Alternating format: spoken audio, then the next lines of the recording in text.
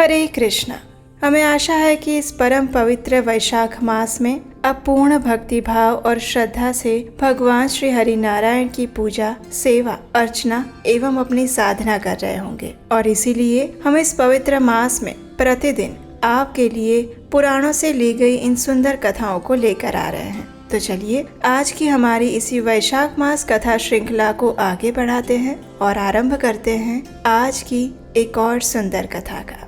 आइए आज की कथा आरंभ करते हैं। राजा जनक ने पूछा, हे ब्राह्मण, जब वैशाख मास के धर्म अत्यंत सुलभ पुण्य राशि प्रदान करने वाले भगवान विष्णु के लिए प्रीतिजनक और चारों पुरुषार्थों की सिद्धि करने वाले हैं, तो फिर संसार में उसकी इतनी प्रसिद्धि क्यों नहीं हुई है? क्यों अधिकतर लोग इसकी महिमा के विषय में अज्ञात है? ये सुनकर श्रुतदेव जी ने कहा, हे राजन, इस पृथ्वी पर लौकिक कामना रखने वाले ही मनुष्य अधिक हैं। उनमें से कुछ राजसी और कुछ तामसी हैं। वे सभी लोग इस संसार के भोग और पुत्र पौत्र आदि संपदाओं की ही अभिलाषा रखते हैं। कहीं पे भी किसी प्रकार कभी बड़ी कठिनाई से कोई एकाध मनुष्य ऐसा मिलता है जो वास्तव में आध्यात्मिक जीवन के लिए या फिर स्वर्ग के लिए प्रयास करता है, और इसलिए वो यज्ञ आदि पुण्य कर्मों का अनुष्ठान बड़े यत्न से करता है, लेकिन मोक्ष की उपासना प्रायः कोई नहीं करता।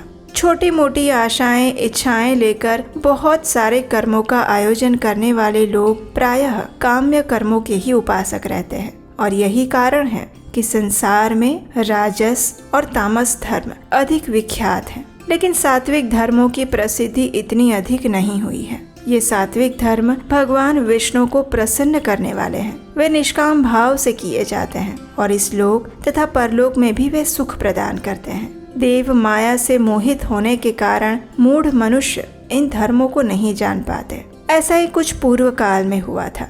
इसकी भी कथा सुनो। पूर्व काल की बात है।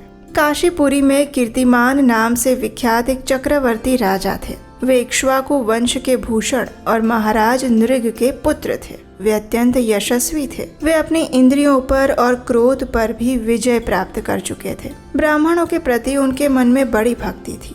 राजाओं में उनका स्थान ऊंचा था। अब एक दिन क्या हुआ कि वे मृगया खेलते हुए महर्षि वशिष्ठ के आश्रम पर आ गए। वैशाख की चिलचिलाती हुई धूप में यात्रा करते हुए राजा ने मार्ग में देखा कि महात्मा वशिष्ठ के शिष्य जगह जगह अनेक प्रकार के कार्यों में विशेष तत्परता के साथ संलग्न थे। वे कहीं पौंसला बनवा रहे थे तो कहीं छाया मंडप, किनारे पर झरनों के जल को रोककर स्वच्छ बावलियां बना रहे थे। कहीं वृक्षों के नीचे बैठे हुए लोगों को वे पंखा झुलाकर हवा कर रहे थे। कहीं उख देते तो कहीं सुगंधित पदार्थ भेंट करते, कहीं फल देते। दोपहरी में लोगों को छाता देते और संध्या के समय शरबत। कोई शिष्य घनी छाया वाले वन में झाड़ बुहार कर साफ किए हुए आश्रम के प्रांगण में हितकारक बालूका बिछा रहा था, और कुछ लोग वृक्षों की शाखा में झूला लटका रहे थे। इन सबको देखकर राजा ने पूछा, हे महात्मन, आप सभी कौन हैं? तो उन्होंने उत्तर दिया, हम सब महर्षि वशिष्ठ के शिष्य हैं। तो राजा ने पूछा, ये सब क्या हो रहा है? उन्होंने कहा, ये वैशाख मास में कर्तव्य रूप से बताए गए धर्म हैं, जो धर्म, अर्थ, काम, मोक्ष ये चारों पुरुषार्थों के साधक हैं। हम लोग गुरुदेव वशिष्ठ की आज्ञा से इन धर्मों का पालन करते हैं। ये सुनकर राजा को आश्चर्य हुआ। उन्होंने फिर से पूछा, इनके अनुष्ठान से मनुष्यों को कौन सा फल मिलता है? किस देवता की प्रसन्नता होती है? राजा के द्वारा इस प्रकार फिर से पूछे जाने पर उन्होंने कहा, हे राजन, हमारे पास इस समय ये सारी चीजें बताने के लिए समय नहीं है। आप कृपया गुरुजी से ही यथोचित प्रश्न कीजिए। वे महायशस्वी महर्षि इन सभी धर्मों को अच्छे से जानते हैं। शिष्यों के द्वारा ऐसा उत्तर प्राप्त करके राजा शीघ्र ही महर्षि वशिष्ठ के पवित्र आश्रम पर गए, जो कि विद्या और योग शक्ति से संपन्न था। राजा को आते हुए देखकर महर्षि वशिष्ठ मन ही मन प्रसन्न हुए। उन्होंने सेवकों सहित महात्मा राजा का विधि पूर्वक आतिथ्य सत्कार किया। जब वे आराम पूर्वक बैठ गए तब गुरु वशिष्ठ से राजा ने प्रसन्नता पूर्वक पूछा, हे भगवान, मैंने मार्ग में आपके शिष्यों द्वारा परम आश्चर्यमय शुभ कर्मों का अनुष्ठान होते हुए देखा है, लेकिन उसके संबंध में जब मैंने प्रश्न किया तब उन्होंने दूसरी कोई बात नहीं बताई और सिर्फ आपके पास जाने की आज्ञा दी। उन्हीं की आज्ञा के अनुसार मैं इस समय आपके पास आया हूँ। मेरे मन में उन धर्मों को सुनने की बड़ी इच्छा है। कृपया आप मुझे उसका वर्णन क्या सुनाएं। राजा की जिज्ञासा को देखकर महायशस्वी ऋषि वशिष्ठ ने कहा, हे राजन, आपकी बुद्धि को उत्तम शिक्षा मिली है, अतः उसने ये उत्तम निश्चय किया है। भगवान विष्णु की कथा के श्रवण और भगवत कर्मों के अनुष्ठान में जो आपकी बुद्धि की आत्यंतिक प्रवृत्ति हुई है, ये आपके किसी पुण्य का ही फल स्वरूप है। जिस किसी ने वैशाख मास में बताए हुए महाधर्मों के द्वारा भगवान श्री हरि की आराधना की है, उसके उन धर्मों से भगवान अत्यंत संतुष्ट होते हैं, उन्हें मनोवांछित वर प्रदान करते हैं। संपूर्ण जगत के स्वामी भगवान लक्ष्मीपति समस्त पाप राशि का नाश करने वाले हैं। वे सूक्ष्म धर्मों से प्रसन्न हो जाते हैं, मात्र परिश्रम और धन से नहीं होते। भगवान विष्णु भक्ति से पूजित होने पर अभिष्ट वर भी दे सकते हैं, इसलिए सदैव भगवान विष्णु की भक्ति करनी चाहिए। जगदीश्वर श्री हरि जल से भी पूजा करने पर अशेष क्लेश का नाश कर देते हैं और शीघ्र ही प्रसन्न हो जाते हैं। वैशाख मास में बताए हुए ये धर्म थोड़े से परिश्रम द्वारा साध्य होने पर भी भगवान विष्णु के लिए प्रीतिकारक और शुभ होने के कारण अधिक व्यय से सिद्ध होने वाले बड़े बड़े यज्ञ आदि कर्मों का भी तिरस्कार कर देते हैं। इसलिए हे भूपाल, आप भी वैशाख मास में बताए हुए धर्मों का पालन कीजिए और आपके राज्य में निवास करने वाले अन्य सभी लोगों से भी उन कल्याणकारी धर्मों का पालन करवाइए।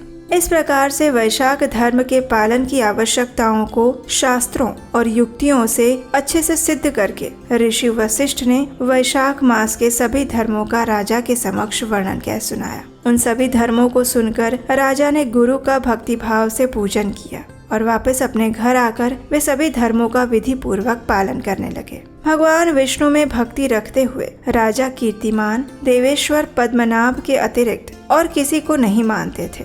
उन्होंने हाथी की पीठ पर नगाड़ा रखवाकर सिपाहियों से अपने राज्य भर में डंके की चोट पर यह घोषणा की कि मेरे राज्य में जो 8 वर्ष से अधिक की आयु वाला मनुष्य है, उसकी आयु जब तक 80 वर्ष की ना हो जाए तब तक मेष राशि में सूर्य के स्थित होने पर अगर वो प्रातः काल स्नान नहीं करेगा तो मेरे द्वारा दंडनीय, वध्य और राज्य से निकाल देने योग्य समझा जाएगा। ये मेरा निश्चित आदेश है। पिता, पुत्र अथवा सुहृद जो कोई भी वैशाख धर्म का पालन नहीं करेगा, वह चोर की भांति दंड का पात्र समझा जाएगा। प्रातः काल शुभ जल में स्नान करके श्रेष्ठ ब्राह्मणों को दान करना चाहिए और आप सभी लोग अपनी शक्ति के अनुसार पौंसला, दान आदि धर्मों का आचरण कीजिए। राजा कीर्तिमान ने प्रत्येक ग्राम में धर्म का उपदेश करने वाले एक एक ब्राह्मण को बसा दिया। 5-5 गांवों पर एक एक ऐसे अधिकारी की नियुक्ति की गई जो धर्म का त्याग करने वाले लोगों को दंड दे सके।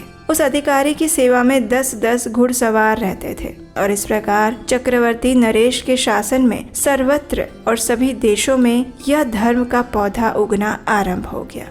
आगे चलकर खूब बड़े हुए वृक्ष के रूप में वो परिणित हो गया। उस राजा के राज्य में जो लोग मर जाते थे वे भगवान विष्णु के धाम में जाते थे। वहाँ के मनुष्यों को विष्णु लोक की प्राप्ति होती। एक बार भी वैशाख स्नान कर लेने से मनुष्य यमराज के पास नहीं जाता।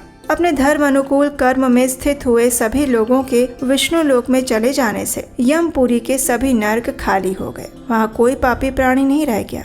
वैशाख मास के प्रभाव से यमपुरी के मार्ग की यात्रा ही बंद हो गई और ये देखकर यमराज चिंतित हो गए और उस समय नारद मुनि वहाँ पर आए। तत्पश्चात नारद मुनि और यमराज के बीच एक विशेष वार्तालाप हुआ और वो क्या था वो हम सुनेंगे इसी वैशाख मास कथा की अगली कड़ी में। अगर आप उसको सुनना चाहते हैं तो जरा देख लीजिए। क्या आपने हमारे चैनल को सब्सक्राइब तो किया है ना? अगर नहीं किया है तो जल्दी से चैनल को सब्सक्राइब कीजिए, नोटिफिकेशन बटन ऑन रखिए और हमारे व्हाट्सएप कम्युनिटी ग्रुप के साथ भी अवश्य जुड़ जाइए, जहां पर हम नित्य रूप से ऐसे ही महत्वपूर्ण जानकारियां साझा करते रहते हैं। तो चलिए इस परम पावन वैशाख मास में इस पवित्र पुण्य कर्मों का पालन करते हैं और भगवान श्री हरि की भक्ति और सेवा में तत्पर होते हैं। हरे कृष्ण।